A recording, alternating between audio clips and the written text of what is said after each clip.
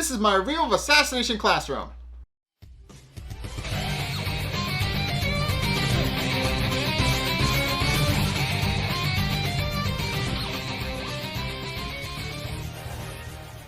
Okay, so shortly after Nagisa voices his opinion on how they should actually consider saving Korosensei, he then points out that he's not entirely sure if it's possible, but also points out that they should at the very least try since they owe Korosensei that much, pointing out that they shouldn't let him die, and that if they can figure out a way to stop him from self-destructing, then at the very least they can try and formulate a plan. And several students actually come forward and actually decide that they want to side with Nagisa, believing that it's actually a pretty solid plan. And while he doesn't have all the details yet, they do realize that Korosensei has done a lot for them, and that they should at the very least try to pay that kindness in full by trying to save his life.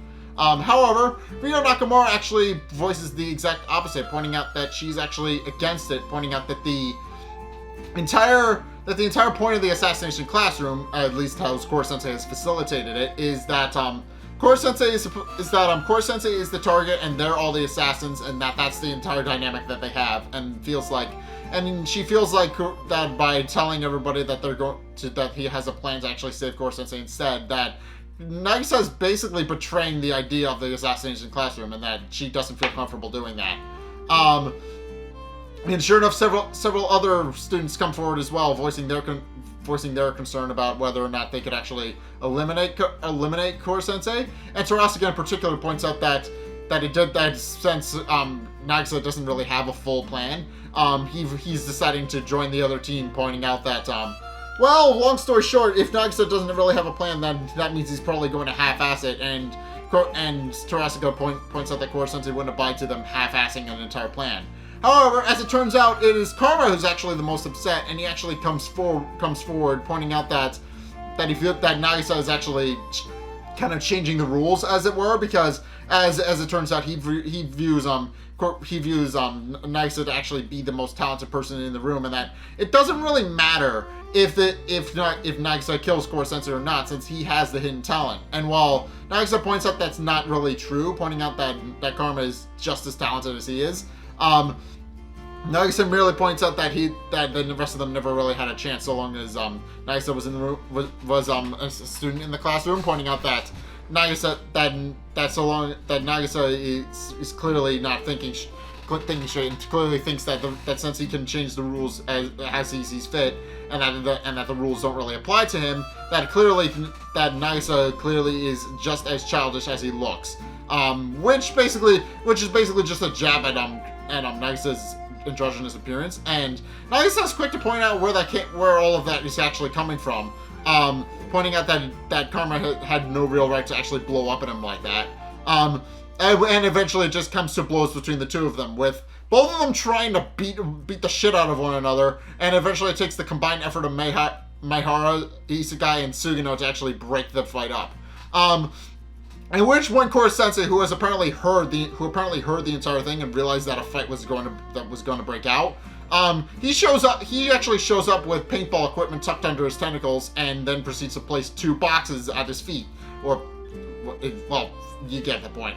He sets down 2 boxes on the ground, which are actually color-coded. One is red, and one is blue. And the idea is that the students are supposed to pick a team based on how they feel about the situation with Korosensei.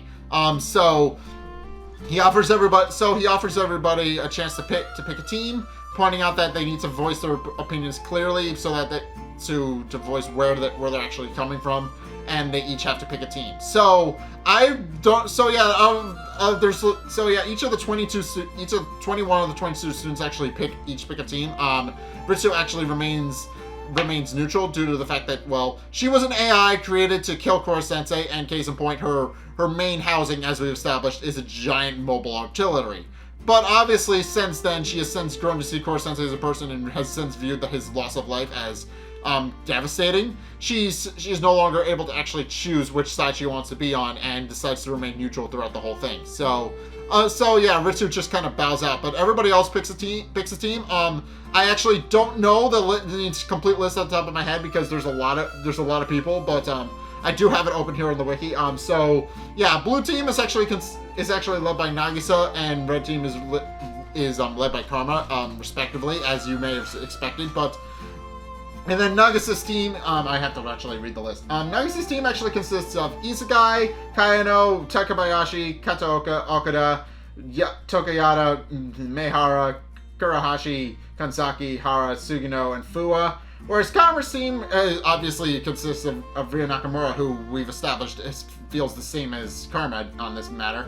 But you've also, and then obviously Terasuga, who also voiced his opinion. But then you have Itana, who basically his whole life was just groomed to be Korosensei's killer and successor. So obviously he's in. But then you have Hazuma, Chiba, and Hayami, who have been trained to be long-range assassins the entire time. So obviously they're going to try and put those skills to good use. And then you have Yoshiya, Sugaya, Kimura, Muramatsu, Mimura, Okano, and Okajima, who all joined the team, for various reasons. And with that, everything is now drawn in the sand, and now they can proceed to actually go into the actual battle. So they stake out this. So they actually pick this small little area, area that's secluded from the rest of the campus. It's off in the woods somewhere. And throughout this entire thing, Kurasama is actually refereeing the entire thing.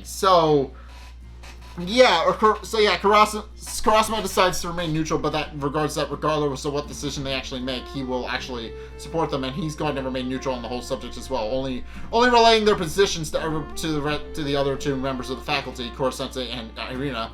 And that other than that, he's going to just remain completely neutral. He's just going to point out who's been eliminated and make sure they stay eliminated, so that they actually stay fair. But in any case, it then begins to start off with the match, and immediately out of the gate, Mei Kataoka and Takabayashi, they're eliminated right out of the start by Chiba and Hayami, who immediately take the two of them out, and they're forced to retreat. They get eliminated within like 5 seconds of the match starting.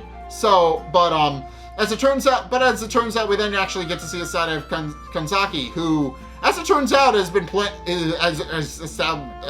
fitting her nature as someone who kind of was a delinquent who just cut class to go play video games the entire time in old arcade halls. As it turns out, she's been playing an online war game in her spare time, and that comes in full force here. She quickly showcases that she's actually a pretty effective assassin. She immediately eliminates Chiba and two other students, and then proceeds to move immediately to the flag, only to be cornered by Karma himself, who realized that she was only doing what she would know from a video game, and quickly realized that she was using that to her advantage to actually try and close in on the flag, pointing out that it was such an obvious thing that he could easily see through it, and then immediately eliminates her. And then from here, Karma just kind of takes up a leadership position and proceeds to place all of his allies strategically to actually kind of keep everybody away from the flag, and also starts eliminating the people he perceives to be the biggest threats. And Korosensei is quick to remark on this, pointing out that Karma has clearly been keeping his leadership skills hidden this whole time, and clearly that things are about to get interesting. And sure enough, they are, because in addition to showing some genuinely great leadership skills here, Karma actually showcases that he actually knows about a lot of the strengths and weaknesses of all of his classmates, and that he's quite observant in that regard. Case in point, Koki Mimura. Mimura is actually really good at noticing finer details and things, and Karma uses that to advantage by having him stake out the battlefield using binoculars to observe all of the different strategic places that everybody has. So from there, he's able to actually observe the positions of the blue team and keep an eye on everything, so that there are no surprises for Karma. So, and also he has Terasuga and his buddies play defensive, keeping an eye on the flag, so that they can actually keep people from getting through by basically holding a chokehold.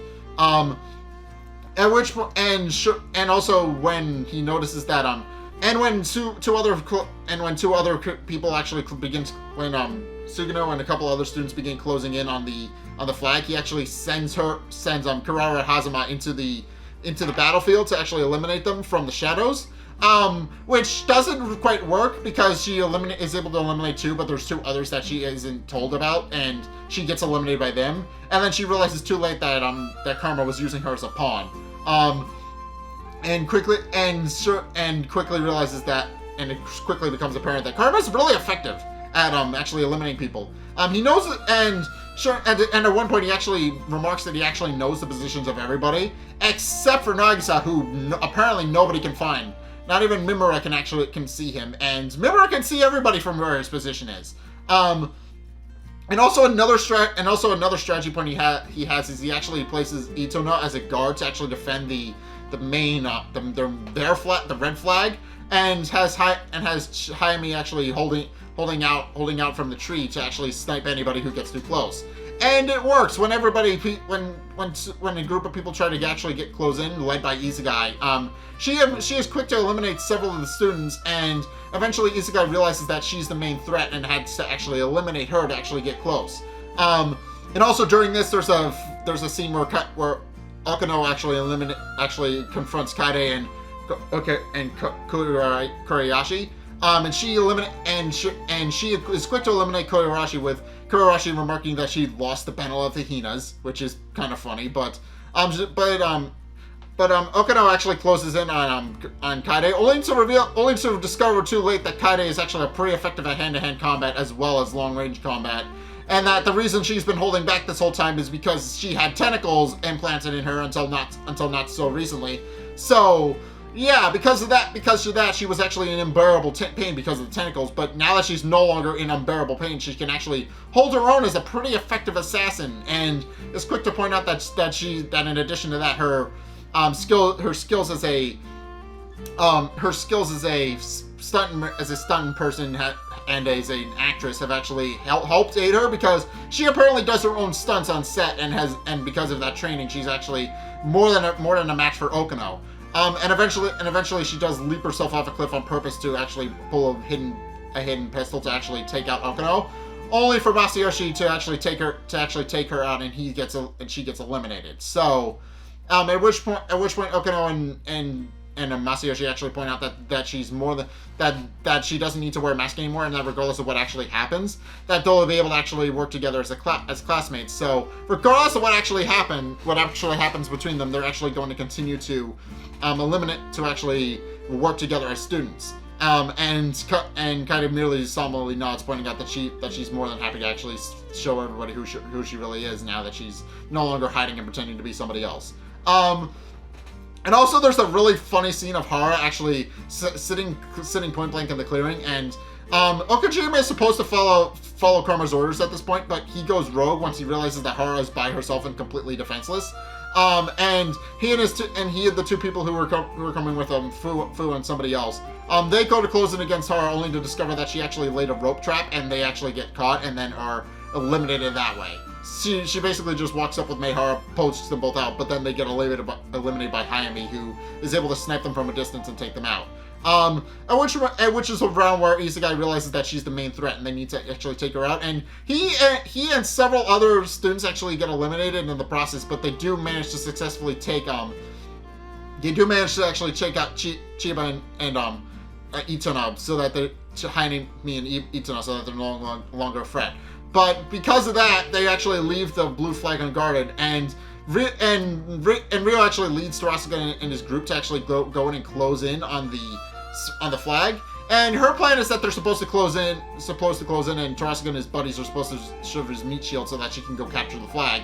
And although Tarasuke notices that he definitely seems to see that there's more to it than that, and notices that the reason she's actually joining seems to be a bit more nuanced, is quick to point out that it seems like she's actually defeating Korosensei because she has a sense of duty to do it, and she doesn't really deny that. But in any case, once Hayami is actually eliminated, they proceed to close in on the flag, only for Nagisa to quite literally appear out of nowhere and eliminate all 4 of them right out of the bat, which only leaves like a handful of other students who have almost all of them have been eliminated at this point. But once Nagisa actually comes out of nowhere, quite literally comes out of nowhere and eliminates everybody, it's clear that he and Karma are now going to have to face off since they're the respective leaders of their group. Karma very adamantly voiced his concerns about and pointed out that Nagisa, he feels Nagisa is more talented than he is, and he might be right because Nagisa literally just comes out of nowhere, and even during their fight he pulls out a chokehold that none of the other students knew he actually knew. And Nagisa actually Kaida is actually pointing out that there always seemed to be a rift between Nagisa and Karma, and case in point that it was exactly it. They didn't really seem comfortable with one another, and so this is actually going to be revolving selling a dispute that they've had this entire time. The idea is that, I mean, what's going to happen is that now Nagisa and Karma are going to have to face off against one another and finally accept one another's opinion, because obviously they have very differing opinions, with Nagisa remarking that they should save Korosensei and Karma being very strongly adamant against it, pointing out that Nagisa is the most gifted assassin and that the fact that he's now basically giving up feels like an insult to Karma. So yeah, they're going to come to blows in the next episode, but for right now, I just want to remark that this is a very highly kinetic episode, and the fact that Karma suddenly showcases the strengths and weaknesses of all of his teammates, and as well as his other fellow classmates. It shows that Karma is actually a pretty effective leader, and that's pretty interesting because Karma up to this point has not shown any real leadership skills. He kind of foreshadowed a little bit with Terasuka, who basically took orders from Karma to actually eliminate Itsuno in a very early episode, but here it's finally on full display. Karma is actually a strategic genius, but Nagisa is shown to be actually a pretty effective assassin. Case in point, as I've said this several times, but he quite literally comes out of nowhere, eliminates 4 people without batting an eye. So, and they had no idea it was there until that exact moment. So, yeah, it's clearly the two are going to come to blows, and we're going to actually see, with not only in addition to everybody pointing out that one other side is actually going to have to be victorious by the end of this, but that now they're actually going to point out who's actually the better assassin. The guy who's actually able to formulate plans and attack that way, or the guy who's actually the pretty effective assassin and a natural born killer. So, yeah, that's actually going to be an interesting philosophy to see coming forward. But in any case, that's my review of Assassination Classroom. What did you guys think? Let's get a discussion going in the comment section down below, or over on my Discord server, link in the description. Anyway, thank you guys so much for watching. If you enjoyed, be sure to like, comment, and subscribe. Also, be sure to follow me on Twitter in the description below. And also, be sure to check out my Patreon in the description below as well. It's only a couple bucks a month. It really helps me out. And if you go do that, then I will actually help support you guys. If you guys actually have anything that you that you think is worth supporting, like if you have a social media, I'll help support that. If you have your own YouTube channel, I will help you support that. All you have to do is throw money my way, and I will give you a shout out. And also I will list you on my website if you guys do indeed want to see more about that. And my website actually has written reviews on it if you guys want to go check that out. And also I have a Twitch that I've been streaming to for the last 2 weeks now. And so yeah, I started streaming recently. My last stream was actually on Miitopia. A couple of people actually came over and joined, so thank you for that. But yeah, I'm probably going to stream Miitopia again because I want to kind of get into a habit where I don't pick up a new game unless I finish one that I'm currently playing. So I'm gonna continue streaming Miitopia until I finish it. And then hopefully you guys will go and check that out. Episode 2 is going to be streamed live this Sunday at 2:30. So go be sure to check that out. And if you guys want to see more content from me, then be sure to check out the videos linked in the end screen. The top video is the most recent video. It may or may not be this one. Whereas the bottom video is the video recommended to you based on what you've already seen from me. So, if you want to see more of what you like, or you want to try something completely different, then be sure to check both of those videos out. But, regardless of whether or not you do any or all of those things, thank you guys so much for watching, and until next time, I will see you guys in the next video. Peace!